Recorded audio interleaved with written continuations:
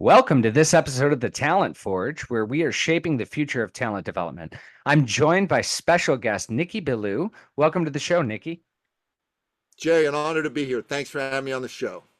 Amazing. Nikky, why don't you tell our audience a little bit about yourself and sort of how you got into this talent development space? I'm originally an immigrant from the Middle East. I'm a Christian from Iran. When I was 11 years old, the Islamic Revolution took place in Iran. It was a cataclysmic, world-changing event, and it absolutely upended my world. My late father, God rest his soul, he could see the writing on the wall. This wasn't going to be a place to raise a Christian family. So he and my mom got together, they made a plan, and eventually they got my brothers and I out of Iran and into where I live now in Toronto, Canada. So it took almost 4 years, for that to happen. Now, at the time, man, I was a kid. I didn't want to leave my home. I didn't want to leave my friends. But, in retrospect, brother, it was the single greatest thing mom and dad could have done for me and my two brothers. They took us from a legacy of tyranny to a legacy of freedom. I believe inside every human breast beats the living heart of freedom. Every man, every woman on this planet wants to chart their own course, march to the tune of their own drummer. And if you think about it, if you're an entrepreneur, freedom is the bedrock of what lets you exist. Without freedom, freedom of thought, freedom of expression, you can't come up with the ideas to create your beautiful vision. Without free enterprise, you're living in a crony state, which means you can't go and make what you want to have happen. Every single one of us needs to appreciate and love freedom. That's super, super, super important. So I became this big advocate and champion for freedom. And my father, he was the same way. If you met my dad, Jay, you'd love him. If you were looking for work, Dad would sit you down in his office. He'd call all his entrepreneur buddies till one of them gave you a job. If you were looking to start a business, he'd sit you down in his office. He'd help you think it through. He'd help you get access to capital, clients, you name it, even if you were going to compete with him, because he didn't really believe in competition anyways. And if you were trying to buy a car or a house and you were his friend and the bank wouldn't give you quite enough money, he'd top you up with a loan that he'd never let you pay back. Now, you might think to yourself, Nikky, hold on. Who does that, man? And I'll tell you, the late, great Napoleon Billou, for one. And you might think, well, why would he do that? Well, first of all, he was a devout and committed Christian. He believed that he'd been blessed by God and his Lord and Savior, Jesus Christ. And it was his duty as a Christian to share those blessings with his fellow man and woman. But secondly, bro, he did it because he could. He was rich, man. I wanted to be like Dad. I wanted people to come to me. I wanted to be somebody who helped people. And growing up, Dad would tell me all the time, son, life is about people, not money. Business, son, is about people, not money. I'm like, hold up, Dad. I got the life part. Business? Without money, you can't do business. He said, that's true, son, but without people, there's no need for money to do business. All business is solving problems for people, and then you make a profit. That's the purpose of business. And then he said, remember, every man standing in front of you, that's someone's son, that's someone's brother, that's someone's husband, that's someone's father. That's a hero to somebody. Maybe they've been burned by somebody just like you. It's your job to restore their faith in humanity.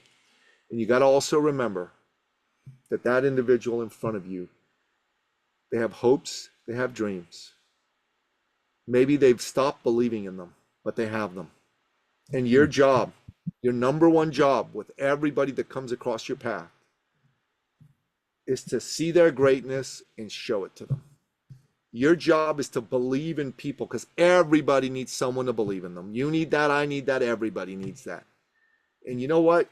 I've done a lot of things. I've written, published 10 books, 2 New York Times bestsellers. I've got 2 podcasts closing in on 730, 40 episodes between the 2 of them that we publish. I've been on over 600 shows. I've helped over a dozen people become millionaires and multimillionaires, and I've helped another 80, 90 people add between $100,000 to $700,000 to their annual income. And all those things are awesome. But the thing that I'm most proud of is I'm my father's son, and I believe in people. Such a powerful story, Nikky. Thank you for giving us that. And I think about even something like the concept of freedom. One of the things that we often see in the talent development space, for example, is we're an employee, we're sitting in an organization, and all of a sudden we are handed down, here's a training, you need to go do this training. And there's really not that much decision making from that employee that's going to be a participant. And honestly, it is a little bit of a lack of freedom. So let me ask you, how important is it, or how do you manage a situation where maybe somebody is in one of a training or some kind of a talk or something like that, that maybe they didn't have agency to sign up for, or they didn't have a choice in the matter? How do you manage that type of a participant? Look, if someone doesn't want to be there, I just tell them and whoever sent them there, they don't need to be here. This is a place for you if you want to be here. If you see value for yourself, I want you here. If you don't, God bless you. You can go, I'll refund your money. Straight up, because I don't think that it serves anybody to force people to do things they don't want to do. And I think people appreciate and respect that a great deal. Well, they can always be the person that's sitting in that room that all of a sudden finds themselves disrupting that room when they don't actually want to be there or don't have the motivation to be there. I want to dig in one of your books, Finish Line Thinking. I want to understand what's the concept behind it. If you can help share that with my audience, because I think about the finish line for talent development professionals. So our audience, that coaches, the trainers, the finish line for them is business results and from their training, from their coaching. What does that mean to have a finish line mindset? Great question. So this is what the book looks like. And it's a slim and quick read. 2 trips to the throne will get it done for you. But man, those 2 trips to the throne will make you one of the smartest people around. So here's a question for you. You ever wondered what makes a champion a champion? What has one person perform at the highest level and another one who's just as talented, maybe even more so, being also ran? Well, here's what I've discovered, right? All the research shows it's how they think, it's their mindset. And a champion thinks differently than anybody else, right? So I used to work with a couple of Olympic gold medalists, Donovan Bailey, Canadian 100-meter champion at the Olympics, and Mark Boyd, Canadian 110-meter hurdles champion at the Olympics. And both these guys, what made them champions was their mindset. They thought differently than anybody else. One of the key things was they wanted to win and they expected to win. They wanted to win and they expected to win. Most people who are not finish line thinkers, they don't think about winning very much and they don't expect to win. One of the reasons they don't expect to win is because they don't prepare themselves for victory. I'll tell you a story from the book, Mark McCoy. I asked him a question. I said, hey, buddy, did you always go into a race situation thinking you were going to win? He said, no, sometimes I didn't. And I said, how come, man? I'm like, you're an Olympic gold medalist. He said, but I'm human too. I said, so what was the result? He said, inevitably, whenever I expected to win, I pretty much almost always won. And whenever I didn't expect to win, I pretty much almost always didn't win. Almost a self-fulfilling prophecy there. Yeah. He said, because when I expected to win, the reason I expected to win is I was fully prepared. I'd done all the I's, I crossed all the T's, I'd done everything necessary. There was no room for error. When I didn't expect to win, I had dogged it. I had taken shortcuts. I had not done everything to win. So you got to understand, expectation of victory, a finish line thinking mindset is embracing learning how to win and doing everything, no shortcuts. So right now, I'm preparing for a bodybuilding competition. It's happening in 10 days. I'm going to be 2 days shy of my 57th birthday. Okay. Congratulations. I want to win that competition. Yeah. Thank you. I want to win that competition. And the reason that I feel pretty confident is I've been doing the work. I've been preparing. But here's another part. I hired the best damn coach for getting you prepared and put on stage in the whole country of Canada. His name is Amber the Hammer Camera. His company's called Hammer Fitness. This dude is preparing me. I just do what he says. I eat what he tells me to eat. I work out as much as he tells me to work out. I do everything he says. So if you want to win, don't try to do it alone. You need expert guidance. You can try to figure it out on your own. You might never figure it out, or it might take you 10 years to figure it out.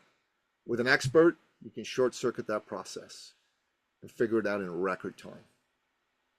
That's so true. And it's interesting. So, one of the programs that I do is the Elite Training Academy, where I'm helping trainers and coaches sort of get their either their departments up to speed, their programs up to speed, or if they're individual solopreneurs, get their training and development up to speed. And that was actually one of the comments that came back from one of the people is like, I could have done this. It would have taken me 10 years. And I've been able to get through this with your coaching in less than a year, and I'm already hitting scale of my business. So that coaching aspect, when you looked at and what a great name, right? Amber the Hammer. I love that. When you looked at getting a coach, and even if you weren't able to get the best coach in the business or anything else like that, what was going through your mind? Like, how were you evaluating what type of a coach do I think I need? How did that show up for you? Well, I'm a finish line thinker, man. I only hire the best coach in the business. I don't go for anybody else, and I recommend that you do the same. I don't recommend you get somebody who is not the best coach. And I also want to say this: the best coach isn't necessarily the coach with the biggest name.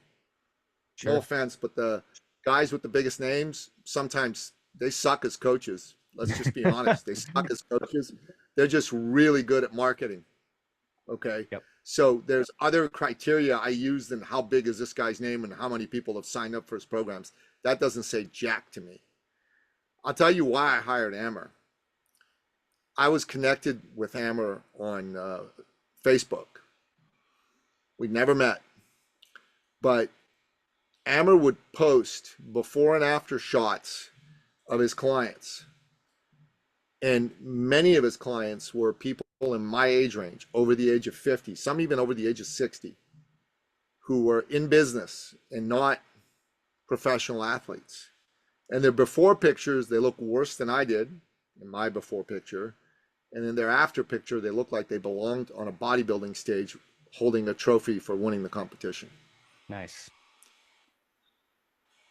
And this was not one person, two people. This was dozens upon dozens upon dozens. Yeah. I So got up one morning, results. Yeah. February 2nd, 2023. I looked at myself in the mirror with my shirt off, my belly's hanging over my belt. I was disgusted with myself. I used to be a top trainer. I used to work with Olympic champions. And I kept telling myself when I got out of that field into the field of business and business coaching, this will be my year. And every year I gained weight. I was over 50 pounds heavier than I had been in my salad days, as it were. I decided that I couldn't do this alone. I needed a coach. That's why I was failing. So I hired the very best coach. I only asked him two questions when we met. I'm 55 at the time. I'm almost 57 now. I said, will this work for me at my age? Absolutely. All right, great. I needed some head trash cleared around that. The second question I asked him is, how long will it take? He told me be prepared for 6 months to a year. I didn't even ask him what he charged. I just said, I'm in, let's go. Okay. And he told me what he charged, and it was no big deal. Financially, it wasn't, the highest of high tickets. But in a year and a half, I brought people from my family to work with him and his team. And my eldest son not only started being one of his clients for a while, he's 18 years old and he wants to make a career out of health, fitness, training. So he and Amber got along, and Amber's hired him to work with him. Nice. So right now, man, this has been a really good thing, not just for me, but for my whole family. And I conservatively spent over $30,000 with Amber so far. And I'll Sure. probably spend another 30, 40, 50,000 with them over the next couple of years. Well, I will tell you that I will wish for your success, but I expect it because I think that you've got that finish line thinking ahead of you. So let me dig back into that for just a moment. How is it, if our trainers and coaches and audiences listening to this show, if they say, okay, I want to get my audience to get into that finish line thinking mindset. If I want to get my participants, the people I'm coaching, the people I'm serving, if I'm going to get them into that mindset, what is maybe some of the ways that you help people get from point A to point B where they're not expecting to win, or maybe they don't have that desire, or maybe they aren't getting that prepared? What is your process for getting people over that finish line? So I got to be honest, when it comes to who I work with, I'm very picky. I'm looking for people who are decisive and committed, like they want to win. If you don't have that desire to win and you don't have that commitment to win, you're not going to work with me. So I'm not in the business of motivating the unmotivatable. You know what I'm saying? Secondly, they need to be coachable. Like they need to be willing to take coaching. Like with Amber, I don't argue with him. I don't even ask him to explain why he's asking me to do something. He says I do. He says I do. That's what I really want my clients to do. Just take the coaching, you know what I mean? And stop arguing with it. And then finally, they got to be resourceful because it's going to take time, energy, and money to win. So I'll tell you a story of one of my clients. Her name is Dr. Dia. She's originally from South Africa. And she does a very niche type of work. She helps med spas. And she had a med spa herself, injections and things like that for people. And she didn't have a good message. So first thing we did was we helped her really refine her message. And her message was kind of all over the place. And we helped her come to the point to these med spas to say, hey, you're leaving $10 million a year on the table. I want to show you how to reclaim it. That's a good message. It's a lot better message than I help med spas. Right? Yeah, right. So here's the deal. 6 months after we met her, 4 months after she signed up to work with us, we helped her put together a live program for some med spa owners. There were 12 people in the room. 8 had zero interest in what she had to say. 4 had a lot of interest. 1 was decisive and committed, and they gave her a check for $550,000. Wow. The next day. 32 days later, with our help, she upsold that person into the second phase for another $500,000. So $1,050,000 in 32 days. What made that possible? Well, first of all, belief in her. So we believe in the greatness of people and the human spirit. So we believed in this woman. And that was important. But secondly, she was hungry, ready, decisive, committed, and she was coachable. She took the coaching. And that's what allowed her to make over $1 million in such a short period of time. Now, someone's a coach or a consultant and they go, I'd like to make $1 million a year. You can. Could you do it in a year or less like she did? Yeah. Actually, I think she could make $4 to $5 million this year, and we're working with her to help her do that. But for most, solopreneur coaches and consultant types, which are the people that we primarily work with, or maybe they're a couple or whatever working together, how do you get from wherever they happen to be to a 7-figure a year practice?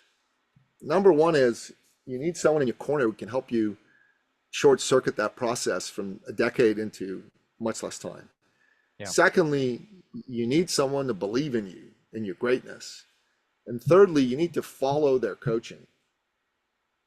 Follow their coaching. So if you're coachable, you're going to win. If you're not coachable, you're not going to win. Now, if you're coachable and everything you're doing is what they coach you to do and it's not working, then you got to work with them to tinker and fix it. But sometimes you're going to hire the wrong coach. That happens. In which case, course correct, find a different coach, keep going.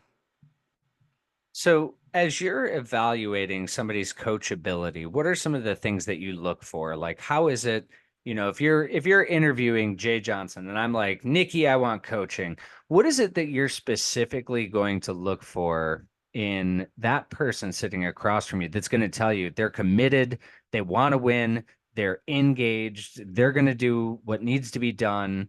how do you determine coachability? Because I think that's a huge challenge with a lot of coaches out there. They don't know what to look for in Yeah, terms of yeah, yeah. finding Sure. coachability. Well, one of the things I offer is I offer an initial, what I call a success coaching call for free. So I give people 45-minute session for free. And in that session, I want to give them a lot of value. So I want to help give them a blueprint for how they can get to where they want to get to. But I'm also kind of evaluating them. I ask them some very specific questions. You know, the questions are really around asking them to open the kimono, as it were. What's not working? If someone is willing to share what's not working, I know they're potentially a coachable person.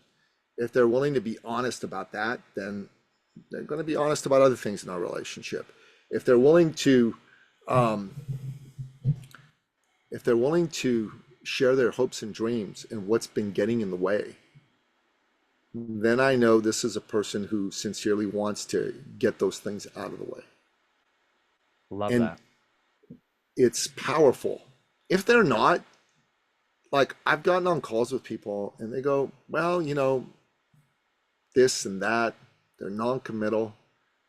I'll have what's called a come to Jesus conversation with them. I'll say, hey, listen, buddy, the way this works is I ask some questions, and based on your answers, I can formulate something that'll be valuable for you. If your answers aren't forthcoming, I can't help you. Are you willing to Be open open. yourself up? Yeah. Tell me the truth.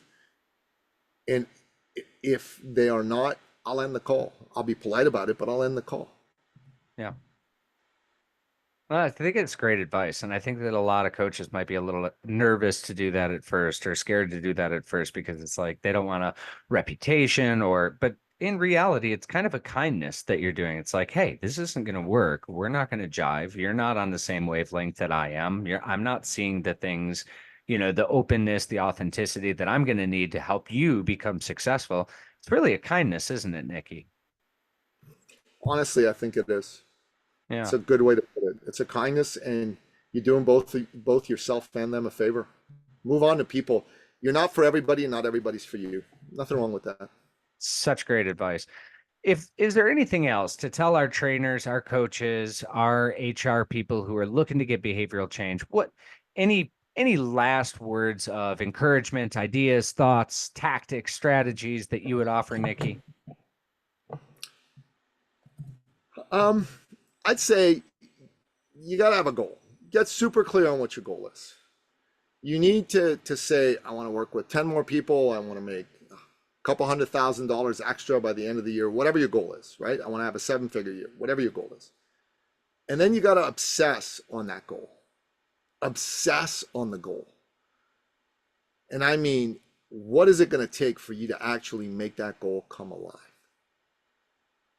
If you do those two things, be clear on your goal and then obsess on the goal, the next thing you got to do is find somebody to give you guidance.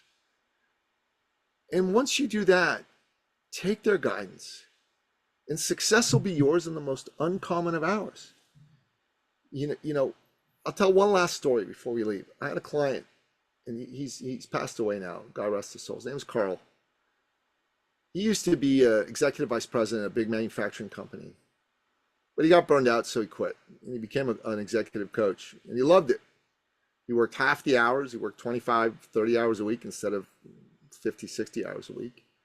And he loved it. He loved what he was doing, who he was working with. There was only one thing he didn't love. He took an 80% haircut from 350,000 a year to 70,000 a year. So when he came to us, he wanted to make the same amount of money he used to make, but with the new lifestyle that he had. What we figured out is Carl didn't really understand how to be an entrepreneur. I asked him, who do you help? He says, I can help anybody with any business problem. That was his first mistake. So we helped him narrow who he was going after. There's a series of exercises we did around that. And he figured out he wanted to go after solopreneur law firms. They were doing at least 7 figures and wanted to triple in size or more. That was powerful because then all his Yeah. messaging was focused around them. Then I looked at what he charged people, and it was ridiculously low. So I made him quadruple his rates. Within less than 6 months, Carl went from, making what, 70,000 a year. Like on a good month, that's 7,000, like $6,000 a year, a month. Sorry, Hmm. he was having $50,000 months, Nice. 50K, and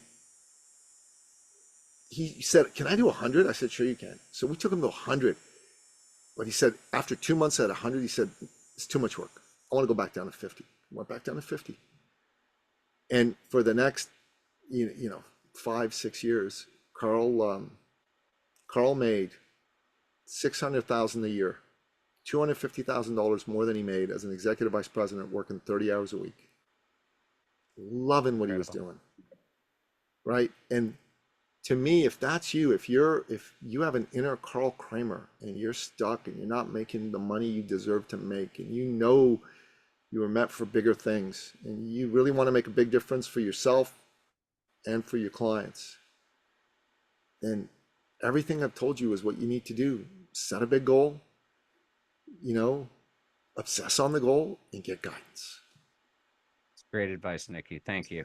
So, Nikki, how would our Thanks. audience, yeah, absolutely. How would our audience get in touch with you? Nikky Billou, I'm the only one on the planet. NickYBillou. Find me anywhere on social media. Tell me you heard me on the podcast. I'll respond.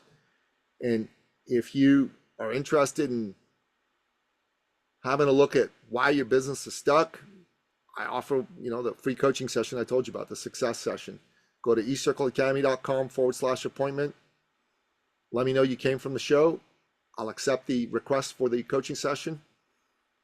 Let's help you get unstuck because you deserve that. Incredible, Nikki. Thank you so much for taking the time to be here on the Talent Forge with us. We really appreciate your insights and your guidance. And we'll make sure that those accessibility links are in the show notes to make sure that our audience can get in touch with you to help them grow and scale their own businesses. Thanks a lot, Nikki. Thanks, brother. God bless you. Take care. Bye bye.